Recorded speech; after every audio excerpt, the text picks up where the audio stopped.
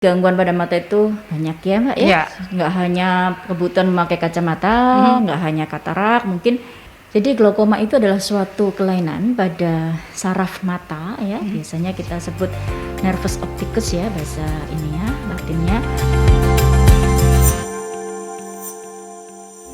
96 FM Merkuri, sahabat, dan sudah waktunya perjalanan Rumah Sehat Surabaya ini hadir menemani Anda setiap hari Rabu pukul 11 hingga 12 siang, sahabat.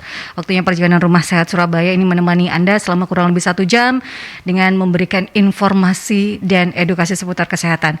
Dan Rumah Sehat Surabaya ini merupakan hasil kerjasama dengan Ikatan Dokter Indonesia Cabang Kota Surabaya yang setiap minggunya menghadirkan para pakar, para ahli untuk bisa memberikan kita edukasi dan informasi seputar kesehatan, sahabat ya. Dan Anda juga bisa stay tune tentunya melalui streamingnya Merkuri di www.merkurifm.id atau melalui aplikasi On Ears. Dan Anda juga bisa bergabung bertanya dengan narasumber saya di studio melalui line telepon di 5620096 atau melalui WhatsApp call dan WhatsApp Messengers di 08173096, sahabat ya. Dan tema untuk di edisi 9 Maret 2022 ini adalah kebutaan akibat glaukoma bisakah dicegah? Ini tentunya menjadi pertanyaan Anda ya, sahabat Merkuri, dan sudah hadir di studio ada Dr. Yulia Primitasari, spesialis mata konsultan. Apa kabar, Dok? Koreksi saya kalau saya salah ya dalam penyebutannya, Dok ya. Sudah betul. Sehat, baik, Dok? alhamdulillah sehat. Alhamdulillah. Ya. Karena yang terpenting itu ya, Dok, di tengah pandemi, kita masih berada di situasi pandemi yang tentunya meskipun ada penurunan tapi tetap kita di situasi Tetap waspada. Iya, betul. Dokter Yulia, saya manggilnya seperti itu atau Iya, ada sebutan betul khusus, itu. Dok? Dok, ini perjumpaan kita pertama membahas terkait dengan glaukoma, kebutaan akibat glaukoma bisakah dicegah? Tapi sebelum kita ke tema, mungkin ya masyarakat atau sahabat-sahabat Merkuri ini perlu untuk diedukasi kembali apa saja sih, Dok, yang bisa dikatakan kategori gangguan pada mata, mulai yang ringan sampai berat, supaya kita lebih lagi teredukasinya, Dok. Dokter Yulia, monggo. Ya, jadi gangguan pada mata itu banyak ya Mbak ya, Ya. nggak hanya kebutuhan memakai kacamata, nggak hanya katarak, mungkin dua itu yang banyak masyarakat paham ya. Jadi ada gangguan pada mata yang bisa menyebabkan penurunan penglihatan. Penurunan tajam penglihatan ini bisa permanen, bisa juga tidak permanen. Untuk yang tidak permanen ya, itu bisa diperbaiki, misalnya dengan kacamata atau dengan operasi. Contohnya yang dioperasi itu kalau katarak. Katarak itu menyebabkan penurunan tajam penglihatan, tetapi setelah dioperasi dia akan kembali terang. Ya. Ya, menyenangkan kalau seperti ini. Ya. Nah, untuk yang penurunan tajam penglihatan yang permanen ini yang agak sulit ya, memang pengobatannya itu sulit. Yang diperlukan adalah deteksi dini. Ya. Apa saja penyakit yang bisa menyebabkan penurunan penglihatan permanen? Salah satu diantaranya ya glaukoma ini, ya. Kemudian penyakit-penyakit yang mengenai retina seperti diabetik retinopati. Nah, kalau untuk glaukoma ini merupakan penyebab kebutaan kedua setelah katarak. Ya. Cuman enaknya kalau katarak itu bisa disembuhkan. Kalau glaukoma ini kalau sudah turun penglihatannya tidak bisa ditingkatkan kembali. Nah, itu makanya kami para dokter mata dan di seluruh dunia ini ada suatu pekan glaukoma sedunia. Pekan glaukoma sedunia itu jatuh pada minggu kedua bulan Maret setiap tahunnya. Jadi kalau bulan Maret tahun ini ya jatuh pada tanggal 6 sampai 12 Maret ini ya, dalam minggu ini. Di situ kita berusaha untuk mensosialisasi, memberikan info kepada masyarakat mengenai glaukoma, karena info mengenai glaukoma ini belum banyak orang yang tahu. Betul. Ya. Begitu. Taunya hanya istilahnya penurunan penglihatan atau kebutaan karena diabetes, udah Ya, sebut saja, Dok. diabetes atau katarak itu. Nah, kalau yang umum saja masyarakat hanya mengenal itu glaukoma adalah kebutaan. Yang luas adalah kalau tidak karena diabetes ya karena katarak. Glaukoma sendiri, apa sih yang dimaksud dengan glaukoma itu, Dok? Ya.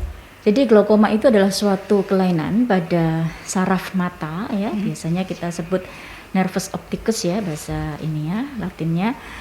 Saraf mata ini mengalami kerusakan yang sifatnya permanen, ya, di mana kerusakan ini menyebabkan penyempitan lapang pandangan. Jadi kalau saraf mata ini sudah rusak, maka lapang pandangan itu akan menyempit. Penglihatannya mungkin masih baik, tetapi sudah tidak bisa melihat samping-samping. Nah, faktor risikonya yang utama adalah peningkatan tekanan bola mata. Jadi di dalam bola mata itu ada tekanannya juga, seperti kalau kita tekanan darah, begitu ya, itu ada angka normalnya.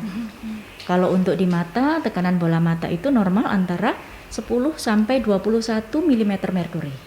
Jadi antara 10 sampai 21 mm Hg itu tekanan normal. Kalau di atas itu kita mesti hati-hati, ya gitu. Nah, biasanya disebabkan karena apa ini dok, peningkatan tekanan bola mata ini? Ya, untuk peningkatan tekanan bola mata sendiri itu banyak penyebabnya ya. Tapi kalau untuk glaukomanya sendiri, karena tidak semua peningkatan bola mata juga menyebabkan glaukoma, dan tidak semua glaukoma itu didahului dengan peningkatan tekanan bola mata. Kalau untuk glaukomanya sendiri, itu faktor resikonya cukup banyak ya. Nah, nomor satu ini memang suatu penyakit degeneratif. Ya, artinya penyakit ini memang banyak menyerang usia-usia yang usia degeneratif ya, di atas 40, di atas 50 tahun. Kemudian banyak juga menyerang orang-orang yang memiliki family history. Jadi memiliki riwayat keluarga yang juga menderita glaukoma. Jadi kalau ada ayahnya atau ibunya atau tante, nenek, kakek yang menderita glaukoma, maka sebaiknya dilakukan deteksi dini. Jadi dilakukan pemeriksaan untuk screening untuk mengetahui apakah saya ini menderita glaukoma atau bukan gitu. Kemudian pada orang-orang dengan pada wanita itu kadang-kadang disebutkan risikonya lebih tinggi ya, karena pada wanita itu secara anatomis memang terdapat kecenderungan mudah untuk terjadi glaukoma walaupun tidak pada semua. Kemudian pada orang-orang dengan minus yang tinggi itu juga itu bisa terserang glaukoma juga. Kemudian pada orang-orang dengan penyakit-penyakit seperti kencing manis atau hipertensi ya, penyakit ginjal itu sangat mudah untuk atau sering untuk terjadi glaukoma ini. Gitu. Jadi ternyata yang rentan itu banyak sekali ya dok ya. Kalau sebaiknya kita melakukan pemeriksaan atau deteksi dini untuk segala penyakit mata itu kapan ya dok ya? Ini kan kadang kita ya kalau hanya gangguan mata kabur atau apa baru kita ke dokter. Kalau betul. Tidak ada itu ya kita tidak melakukan deteksi dini dok. Benar. Gimana nih dok? Jadi kalau memang kita ada riwayat keluarga yang menderita glaukoma itu setidaknya setelah usia 35 atau 40 tahun itu dalam 2 tahun itu kita harus periksa. Setiap 2 tahun maksimal ya. Tapi kalau tidak ada riwayat keluarga bisa maksimal 4 tahun. Nah, kalau kita berkacamata itu memang paling tidak dalam 2 tahun itu rutin melakukan pemeriksaan. Nah, kemudian untuk pemeriksaannya apa saja? Itu pemeriksaan seringkali pemeriksaan itu tidak terlalu lengkap ya untuk mata.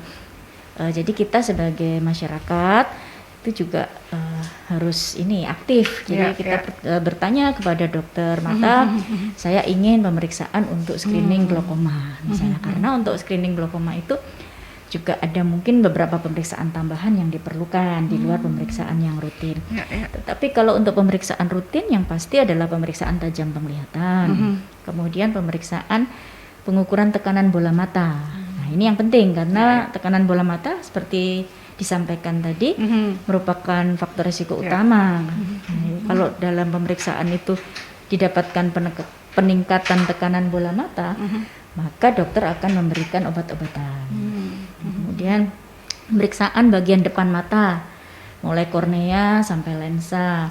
Kemudian pemeriksaan bagian belakang mata. Lah, ini bagian belakang mata ini yang penting, karena di sini akan tampak bagaimana kondisi saraf mata itu, apakah saraf matanya baik, sehat, atau saraf matanya sudah menunjukkan tanda-tanda glaukoma. Nah, ini bisa dilihat dari pemeriksaan saraf mata itu. Begitu. Jadi memang lebih baik adalah deteksi dini ya dok. Kalau memang ada istilahnya riwayat dari keluarga glaukoma seperti itu sahabat. Nah, anak-anak bisa mengalami hal ini nggak sih dok? Ada yang disebut glaukoma kongenital ya.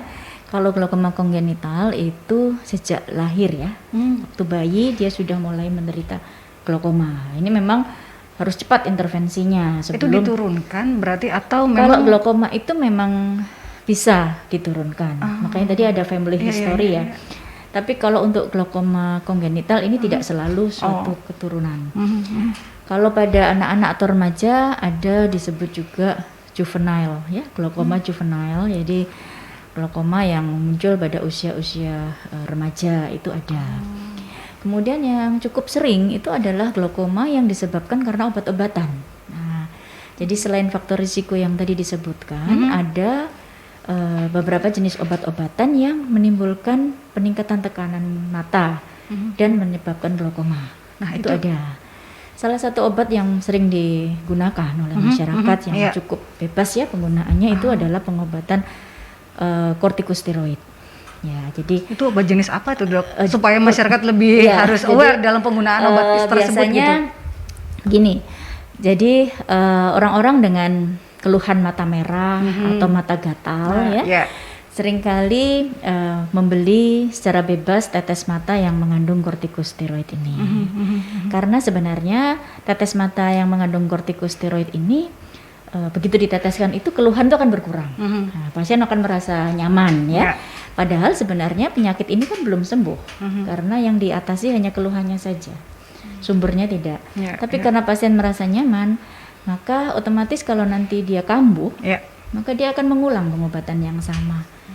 Jadi kortikosteroid tetes ini diteruskan. Bahkan ada yang sampai berbulan-bulan. Sampai 6 bulan, sampai 2 tahun. Untuk mengobati mata saya sering merah, mata saya sering gatal, saya kasih obat ini enak. Nah, tapi datang ke dokter mata sudah dalam kondisi penglihatannya menyempit, dan ternyata setelah dilakukan pemeriksaan sudah terjadi glaukoma.